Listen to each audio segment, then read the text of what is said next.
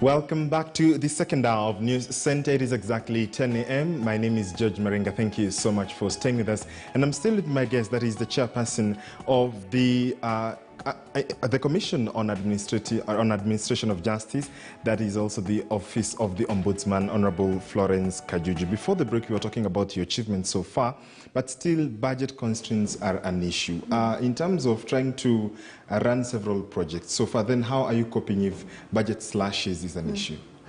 The beauty of the offices that work around human rights and all these issues of public administration, we get out there and seek support. We allowed, as per the Commission on Administrative Justice Act, to be able to partner with stakeholders and see how we can process our programs. So we work with various institutions, GIZ, we work with UNDP, UN Women, and we are able to see how we can help each other in terms of training, in terms of sensitization, and even KTN as a TV. When you invite the chairperson of this commission, and I speak to Kenyans because you have a wide viewership, I'm able to tell them about the Office of the Ombudsman, and they know how to come to us so that they can receive the solutions that they are seeking. And talking about Kenyans and receiving solutions, you know very much that the impact of what comes out of the justice system needs to be felt by Kenyans. And most have asked then, what are some of the prominent cases that perhaps you may have dealt, or instead of just saying that you have achieved this and that, in terms of quantifying, because then proximity and proximity to Kenyans and relatability is what matters to them to sort of register what exactly the Office of the Ombudsman does. So are there some of those notable cases that we've been able to resolve and come in to help Kenyans? We have quite a number, and some of the cases that we've dealt with or complaints that we've dealt with, like pensioners. We deal with a lot with the pensions department. We know that Kenyans, when they retire, they expect their pensions to come as a matter of course. But in situations that they get to the pensions department, they are told their files are missing, their pensions cannot be processed. So we've come in and resolved quite a number and ensured that Kenyans, especially the retirees, get their money. We have a recent case where after that 6 years since the Kenyan had retired, they had not received their pension. He passed on, the public officer passed on, so the beneficiaries got their pension of their father 36 years later. We've had a situation where someone's land was taken away by a very senior county government officer, and this was someone who had lost her husband. She came to us and complained that 2 parcels had been taken away, and we investigated that case, and we were able to get a report where we confirmed that this senior county government officer had actually taken land from this person. We did a report that we sent to the county assembly, we sent to the Senate, and this report was used as part of the processes that were used for purposes of ensuring that this public officer was impeached. So we have situations where Kenya Defence Forces, an officer has been arbitrarily dismissed from his job. We've been able to come in and looked at the facts and the principles of natural justice, and they have been reinstated. So we have situations where we followed up. There is one patient who was supposed to travel abroad for some intervention, and he had been given a passport, but the donor who was supposed to donate some of the organs was not given a passport. So they came to us and said, this person is supposed to travel for medical attention. Is the patient. The donor has been denied a passport. So how do they travel? We were able to get into the immigration department, and both of them were given their passport. So those are some of the cases we deal with. Some of them, they are very sensitive, and they really affect the livelihood of people. Those who supply services to counties, you've been given a tender, you've taken a loan from a bank, the counties have refused to pay you, yet you've done your work. So they come to us, we get into the counties, we've had cases of Machakos County, we've had cases of various other counties, and we are following up others we've resolved to make sure that the contractors have been given the monies that is due to them, having completed the works that they're supposed to have done. Indeed, and then now the devolution conference is coming up, and of course they'll be taking stock of the office, that is your office, the Office of the Ombudsman. Moving forward, is there hope in trying to, especially for Kenyans, in trying to see that the complaints that they may raise will be resolved, first of all, will be received, and secondly, will be resolved, because the Devolution Conference seeks to, because this is an office established in the new constitution, in the current constitution, that is. So moving forward, especially for the Devolution Conference that is coming up, what are some of the things that you may intend to achieve to enumerate to Kenyans? Let me first of all state that we have a memorandum of understanding. We signed a memorandum of understanding with the Council of Governors through the chairman, Honorable Wambora, and we agreed on the various ways of partnership. And I'm happy that the conference now is focusing on climate change, because it comes in after the COP26, where various resolutions were made, and now we are looking at what homegrown issues can we then pick up and be able to resolve issues of climate change. We have seen that we are experiencing floods when it rains, we are experiencing drought. There's a lot of issues about climate change and the global warming. So we as the Office of the Ombudsman are participating in that conference, and what we shall be telling the governors is that access to information is key in as far as issues of climate change are concerned. And we've seen situations where public participation is never given the attention that it deserves, even within the county governments. So we are asking the county governments, under the Access to Information Act and under the County Governments Act, actually Section 96(3), the county governments are supposed to domesticate the Access to Information Act, so that now, whatever priorities the county has, it has to check them with the citizens.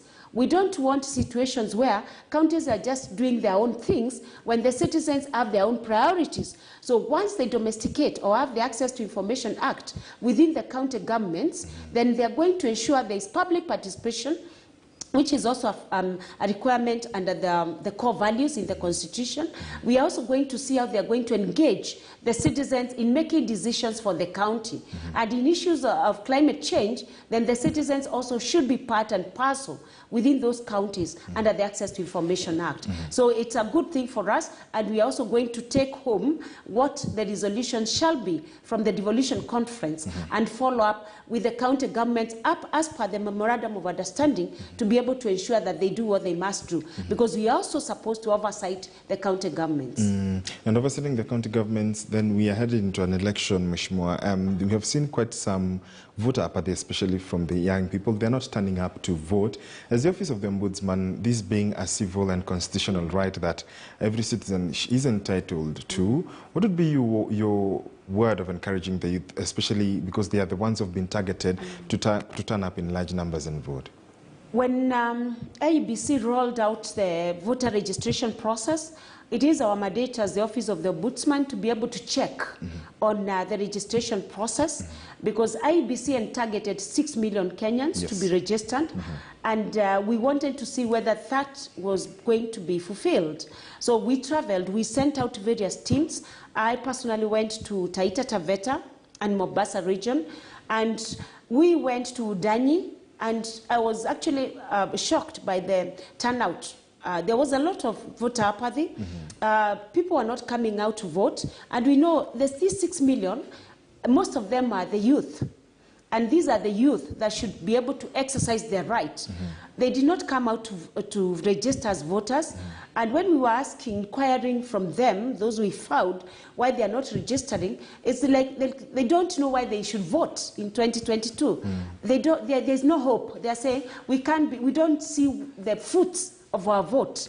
So, but we were trying to encourage them that this is your right. When you vote, you're able to decide on who becomes your leader, not just the president, but also your governor, your MCA, your women representative, your MP. But you'll see at the end of the day that IBC was only able to register 1.5 million. So there is a lot of Kenyans out there who have not registered. So our take was IBC should do a lot of voter education because Article 88 of the Constitution requires IEBC to do a continuous voter education so that Kenyans are able to know. But we are happy to know that within the constituencies, the IEBC has offices. So we are asking Kenyans, please get out, register as voters, vote the candidate that you want to represent you for the next 5 years in 2022. So we are encouraging IEBC. We've already issued an advisory that they should continue to educate Kenyans, continue to register them as voters, and on the processes of towards the 2022 election. So that is something that is quite troubling as the Office of the Ombudsman, and we will continue to monitor to see how that is undertaken. So finally, as we wind up this conversation, what would be your word to Kenyans who are watching you and, you know, perhaps may have learnt a thing or two about the Office of the Ombudsman, and moving forward, are you receiving enough complaints? Is there a shortage of complaints, or should Kenyans just turn up to come, you know, and lodge these complaints against government officials? I would encourage Kenyans. We might not be in every county as is expected of us, because of the situation that we are in, but you can still register your complaint online. Once you go to the website of the Ombudsman, when you go to the Facebook of the Ombudsman Kenya, we have a toll-free line where you can call the Office of the Ombudsman and you're not charged and register your complaint. You can send it by post. It doesn't matter how you write it, whether it is in your vernacular language, we shall be able to interpret it. Whichever way you would like to access us, you can go to the Huduma centers and we shall receive that complaint. So I'm seeking out Kenyans. The Office of the Ombudsman is there to help you. It is there to offer you free service. Please register your complaint. Where you have a situation where you need to be helped, where public servants have not been able to serve you as they should, come to us, we shall deal with it. We have the power to be able to declare a public officer unfit to hold office if they don't respect what they should do as public officers. So we are asking you kindly, get to the Office of the Ombudsman, wherever you are, register your complaint when you are not served as you should, and we shall be there to help you. We'll continue to use the little resources that we have to educate Kenyans on what this office can do for us, but we're also asking everyone to be able to work with us, and especially government, give these offices more money so that they're able to get to the Kenyans and educate them on what the government is expected to do for them. Mheshimiwa, there's a question I saw on social media, and of course, Kenyans would be angry if I didn't ask you this one. You were a former woman representative. After your tenure, will you be going back to the people to seek their mandate? Luckily, I'm supposed to serve up to 2024. That's when my term lapses.